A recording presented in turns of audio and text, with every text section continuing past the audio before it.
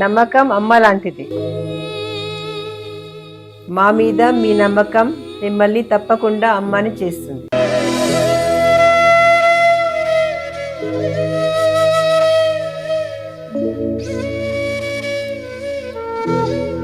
నేడు ఎంతో మంది మా మీద నమ్మకంతో అమ్మాయారు. మీకోసం అమ్మతనం ఎదురు చూస్తుంది.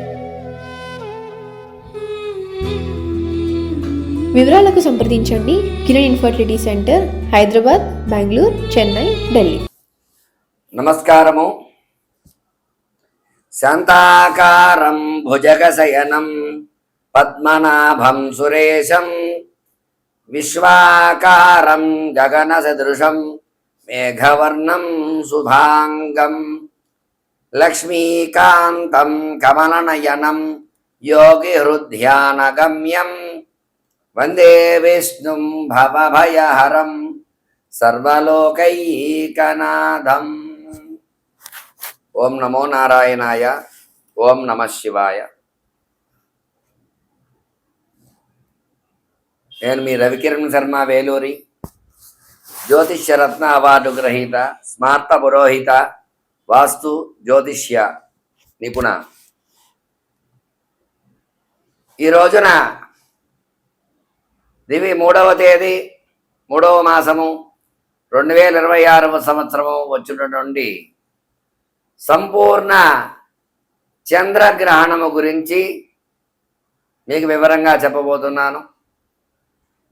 ఈ చంద్రగ్రహణము సంపూర్ణంగా మధ్యాహ్న సమయంలో 3 గంటలకు ప్రారంభమై సాయంత్రము 6 గంటల 50 నిమిషాల వరకు ఉన్నది. సుమారు 3 గంటల 50 నిమిషాల వరకు ఈ చంద్రగ్రహణం అనేది మనకి ఉంటుంది. అయితే మన భారతదేశంలో సూర్యాస్తమయం 6 గంటల 2 నిమిషాలుగా అవుతోంది. కాబట్టి 6 గంటల 2 నిమిషాల నుంచి 6 గంటల 50 నిమిషాల వరకు 50 నిమిషాలు మాత్రమే కనిపిస్తుంది. మరి మిగతా దేశాల్లో కొన్ని దేశాలలో ఈ గ్రహణము వాళ్ళకి సూర్యాస్తమయం అవుతుంది కాబట్టి చంద్రగ్రహణం పరిపూర్తిగా కనిపిస్తుంది. మన దేశంలో కేవలము 45 నిమిషాలు మాత్రమే కనిపిస్తోంది. కాబట్టి ఈ చంద్రగ్రహణాన్ని 6 గంటలకి పట్టు స్నానం అనేది ఆచరించాలి.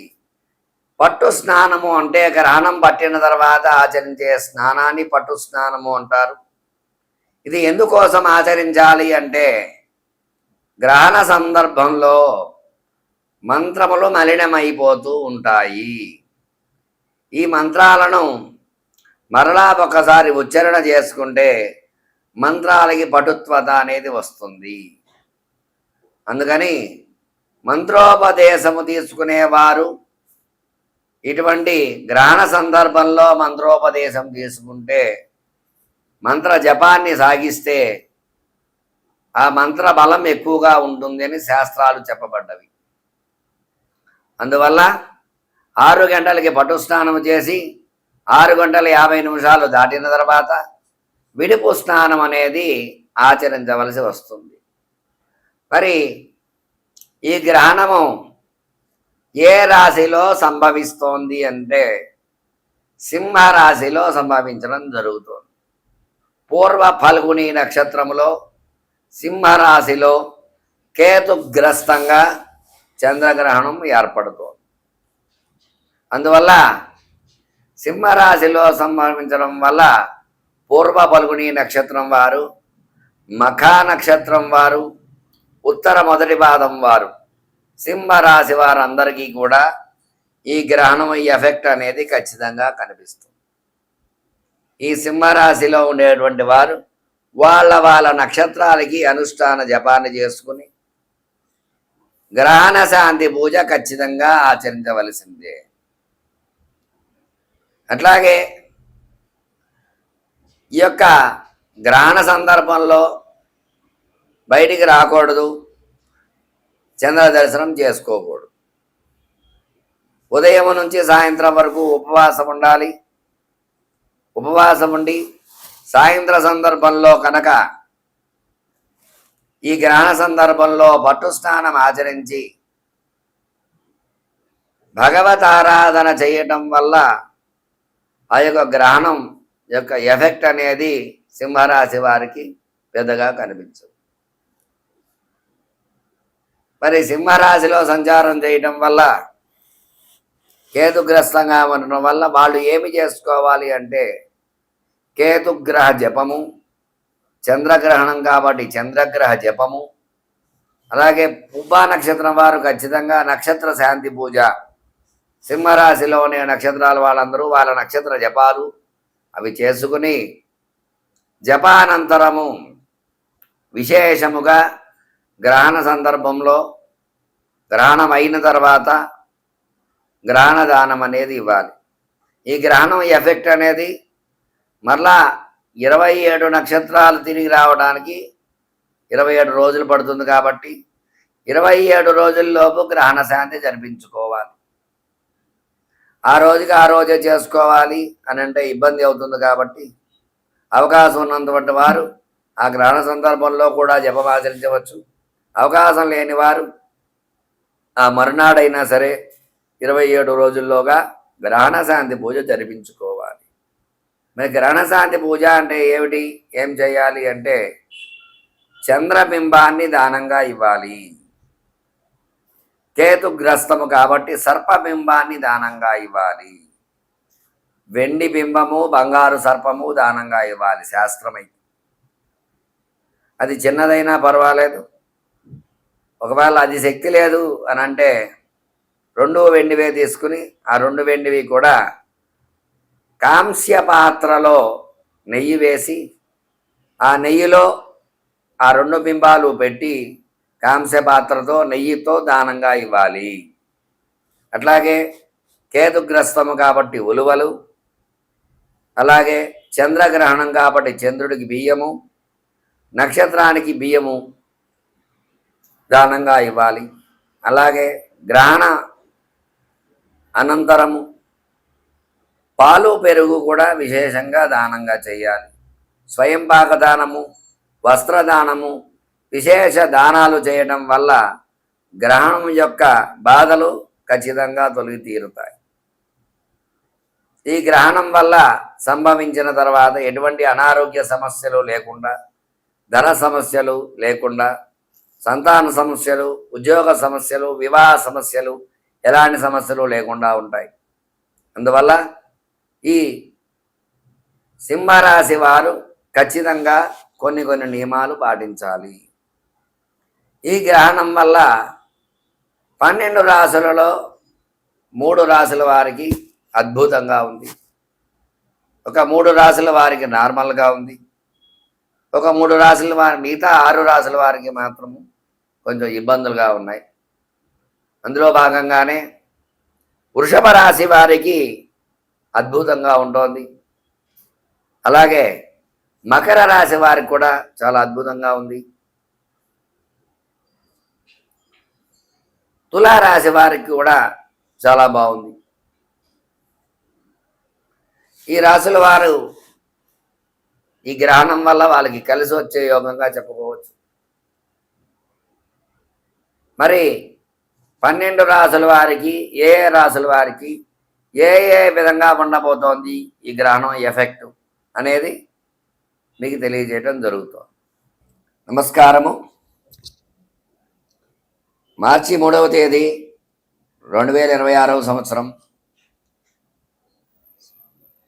పూర్వ ఫల్గుణి నక్షత్రంలో సింహరాశిలో గ్రహణం ఏర్పడుతోంది కాబట్టి ఈ చంద్రగ్రహణం వల్ల వృశ్చిక రాశి వారికి ఎలాంటి అనుకూలతలు ఉన్నాయి, ఎలాంటి ప్రతికూలతలు ఉన్నాయనే విషయాన్ని గురించి చెప్పుకోవడం జరుగుతుంది. ఈ రాశి వారికి రాశ్యార్థం అర్ధాష్టమ స్థానం అవడం వల్ల మానసిక వ్యధ అనేది ఎక్కువగా ఉంటుంది, మనశ్శాంతి తక్కువగా ఉంటుంది. ఈ వృత్తి వ్యాపారం అనుకూలించవు, ప్రతికూలంగా ఉంటాయి. రుణ బాధలు పెరుగుతాయి, ధన సమస్యలు అధికమవుతాయి. వివాహం కాని వారికి వివాహం ఆలస్యం అవుతూ ఉంటుంది. సంతానం కావలసిన వారికి సంతానం శుభవార్తలు వినడం ఆలస్యం అవుతుంది. స్టాక్ మార్కెట్స్ పెట్టుబడులు పెట్టిన వారికి స్టాక్స్ పెరగకపోవటము, ఇబ్బందులు ఏర్పడటము, రియల్ ఎస్టేట్ రంగం కొంచెం డల్గా ఉండటము, వ్యాపారం సరిగా లేకపోవటము, ఆరోగ్య సమస్యలు, ఇట్లాంటివన్నీ కూడా ఈ గ్రహణం వల్ల మానసిక వ్యధ అనేది, శారీరక వ్యధ, మానసిక వ్యధ అనేది ఈ రాశి వారిపై పడుతుంది. వీళ్ళు విశేషంగా గ్రహణమైన అనంతరం గ్రహణ శాంతి చేసుకుని సుబ్రహ్మణ్య స్వామికి ఎర్రటి పుష్పాలతో అర్చన,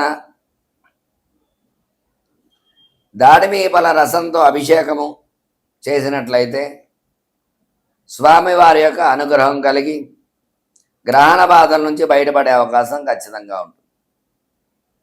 చూశారు కదండి, చెప్పినట్టుగానే గ్రహణం రోజున ఏం చేయాలనే విషయాన్ని గ్రహించి గ్రహణ సమయంలో స్నానమాచరించి ఇష్టదేవత ఆరాధన చేసుకుని చెప్పినటువంటి రెమెడీ పాటించి దైవానుగ్రహాన్ని పొందకోరుచున్నాను. ఈ రవికిరణ్ శర్మ, వేలూరి, జ్యోతిష్ రత్న అవార్డు గ్రహీత. నమస్కారం. మార్చి 3వ తేదీ 2026వ సంవత్సరం పూర్వ పలుగుని నక్షత్రయుక్త సింహరాశిలో చంద్రగ్రహణం ఏర్పడుతోంది. మరి ఈ గ్రహణం వల్ల మనకి 4 రాశుల వారికి మధ్యమముగా, 4 రాశుల వారికి హీనముగా, 4 రాశుల వారికి అనుకూలంగా ఉన్నాయి. అందువల్ల మధ్య రాశుల వారు సామాన్య శాంతులు, ముఖ్యమైన రాశుల వారు విశేష శాంతులు, మిగతా రాశుల వారు ఎట్లాంటి శాంతులు చేసుకోవాల్సిన అవసరం లేదు. అందువల్ల ఈ యొక్క గ్రహణం ఇబ్బందులు కలిగేటువంటి రాశులు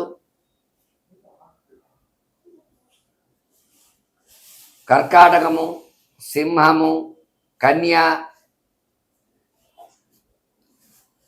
వృశ్చికము, ధనస్సు, కుంభము, మీనము. ఈ రాశుల వారికి ఎక్కువ ఇబ్బందులు ఉన్నాయి. కాబట్టి ఈ రాశుల వారు ఖచ్చితంగా గ్రహణ శాంతులు చేసుకోవాలి. మీకు ఎలాంటి శాంతి కావాలన్నా సరే స్క్రీన్ పై నా నెంబరు రోల్ అవుతూ ఉంటుంది. నన్ను సంప్రదించినట్లయితే గ్రహణం రోజు ఎలాంటి శాంతులు చేసుకోవాలి, ఎలాంటి పరిహారాలు చేయాలి అనే విషయాన్ని మీకు చెప్పి ఖచ్చితంగా శాంతి పూజలు చేయడం జరుగుతుంది నా ద్వారా. ఎలాంటి సందేహాలున్నా నన్ను సంప్రదిస్తారని కోరుకుంటూ మీ రవికిరణ్ శర్మ, వేలూరి, జ్యోతిష రత్న అవార్డు గ్రహీత. నమస్కారం.